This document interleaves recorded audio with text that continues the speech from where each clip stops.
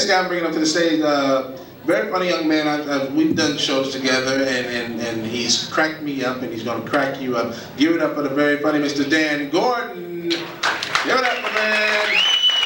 Give it up for him. All right. Hey. Thanks. Wow. Hey. Hey, thanks for sticking around. I appreciate it. Yeah, it's been a weird couple of hours. Ever get a song stuck in your head? You ever have that happen? Yeah. You know, for the last 4 hours, I've been singing over and over again the 100 Bottles of Beer song. You know, and there is a huge logical flaw taking place in this song. Let's examine it together, shall we? 100 bottles of beer on the wall. 100 bottles of beer. You take one down and you pass it around, kind of a nice way of saying you make everybody drink out of the same nasty bottle. Sound like a good idea to anybody? You know, I mean, I say it's a party. You've got 100 bottles of beer. I think everybody should get their own. To make that song go a lot quicker, wouldn't it? 100 bottles of beer on the wall, 100 bottles of beer. And everybody gets one, 32 bottles of beer on the wall. And why is beer on the wall in the first place? I mean, you know, like, unless you're like living in the Mr. Freeze Batman hideout thing, I think a better place might be in the fridge. Just like I've never come home from work, seen a bottle of Bud lying out, thought, oh, I know how to cool this thing down. Stick that right on the wall there. And once that's cooled down, I shall invite my friends over to enjoy that libation. You know, and finally, if you really think about it, if you really look at it, if you think that you're going to have a party and you need 100 bottles of beer, which incidentally is not divisible by 6, but you don't buy bottles, you get the one and only right answer. Of course, that really screws up the song completely, doesn't it? One keg, everybody drinks some, you still got one keg. Let me get back to you on that one. A couple days ago, coming home from work, I was nearly run off the road. This lady in this old beat-up car, you know, almost hits me, goes tearing away. She has a "God loves me" bumper sticker on her car. You know, I mean, what's the message here? I'm going to a better place, Dan. You're going into the median. You know, and it occurred to me that you never see like these religious bumper stickers on really expensive, decked-out Lincoln Town cars. You know. It's like every rusted-out 74 Nova just wants you to follow them right down the road of glory. And if it's got one of the wheels on the back doing one of these numbers, you know, there's usually a little Mary Mother of God statue on the dash. You know, so I get up next to her and I look at her and, you know, I'm in advertising and I can tell you this lady is not doing much of a sell job on her faith. You know, she's got that kind of emaciated, been eating too much hamburger helper look about her. The rollers in the hair, the cigarette dangling out of her mouth, one hand on the wheel, the other one in the back, beating her kids. You know, I'm kind of looking at her and thinking, I do not want to get involved with you people. You know, I guess it's more like, geez, lady, you may think you found God, but it sure as hell looks like he's misplaced you. I think if the Lord really did love you, he'll spring for a new set of tires or something. You know, and I mean, I don't mean to shit on anybody's faith here. You can all believe what you want to believe. That's cool. I am kind of an authority on it at the moment. I've been dating a fundamentalist Christian girl. And, you know, it was cool because she's really nice. If you're thinking about dating a fundamentalist person, let me give you a couple pointers. One, if you're over at their parents' house and you spill hot coffee on yourself, you don't want to jump up and yell, "Jesus fucking Christ." That's goddamn hot.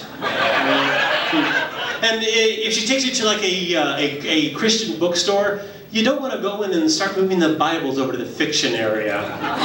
It's going to start trouble. And also, if you're there and you see Pat Robertson's Touched by Faith book, don't scratch out faith and replace it with young boys. You're in trouble. And third, and finally, most importantly, if she takes you to her church, you don't want to replace the taped organ music with the Violent Femmes classic, "Why Can't I Get Just One Fuck?"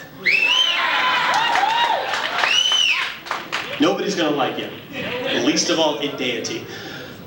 So this will come as no surprise. We're not seeing each other anymore. You know, I guess I'm kind of soured on religion and relationships. I kind of look at my life as this reoccurring sexual Groundhog Day. You know, Every morning I wake up, I walk out of my apartment. If I see that I have no girlfriend, it means, I don't know, 8 more months of masturbation. It's good that the gang from work is here tonight. They now have a mental image of me touching myself. Yeah, last week my mom went out of town. She asked me to house sit for her. I thought, sure, that's fine. So I was there Friday night, and just sitting there watching TV, bored as shit, and I just happened to have some shrooms with me, so downed them, and a couple hours later I'm sitting there, and suddenly this huge bug flies into the room, and I didn't know if it was really there, just part of the experience, but I figured, why take a chance? So, grab a can of Raid, and I start spraying it. And suddenly the most amazing thing happens. Coming out of this can of Raid is this beautiful array of color, and it sprays out and lingers there for a couple seconds and turns into these little spheres and then just dissipates. And eventually I just forgot about the bug and I started walking around the house spraying and spraying and spraying. It was truly beautiful. And I knew at that moment that I was having a life-changing experience. And I knew that even after the drug wore off, that just the experience of seeing this color had granted me a new inner peace. It was spiritual, it was beautiful. Well, a couple hours later, the drugs did wear off, and it turned out that it wasn't bug spray as much as it was spray paint. And that wasn't a bug, that was my mom. It's been kind of hard to experience this whole inner peace thing with her calling me up every 10 minutes begging me to get into rehab. I've done shrooms maybe twice in my life. Suddenly I'm Timothy Leary. Yeah, it was, I don't know if anybody watches 60 Minutes that much. I was checking it out a couple weeks ago, and this is a great show. I watch it a lot, and they cover some very important issues, and that's why it surprises me that they always give like Andy Rooney 10 minutes of network time. They're talking about a bomb blast in Oklahoma City, and he talks about this shit at the bottom of his desk. And it occurred to me that if Andy hadn't grown up in the middle of, say, white bread America, if he had grown up in, I don't know, the inner city, I bet his little segments would be quite a bit different. I'm Willie Safer. Now a few minutes with Andy Rooney. Hi, I'm Andy Rooney. Last night I killed a man. Didn't want to kill him, but he touched my bitch. I don't like when people touch my bitch. Makes me mad. After all, she is my bitch. That's why I call her my bitch. I got so mad I kicked him in the head. He didn't like that much. Pulled up 22 on me. I don't know why they call it a 22. Why not a 33? They couldn't call it a 44. There's already a gun called a 44. Well, he probably would have wasted me right there, but his gun jammed. Now, I didn't know that guns jammed in real life. I thought they only jammed in the movies or on television. But I guess if it hadn't, he would have smoked me. Well, I didn't like it that he pulled a gun on me, so I pulled out my knife, and I cut him. And cut him. And cut him. It felt good to cut him. I probably would have stayed there and cut him all night, but some motherfucker called the police. The police don't like it when people cut people. Makes them mad. They like to come out in their big police cars with their police lights and police sirens a-blaring. I don't know where they get all that stuff. I guess at the police store. I wouldn't know.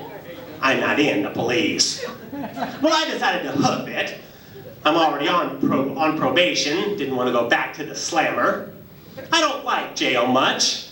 In prison, I was someone's bitch. I didn't like that much either. I'm Andy Rooney. Hey folks, thanks a lot. I've been Dan Gordon. Thank you.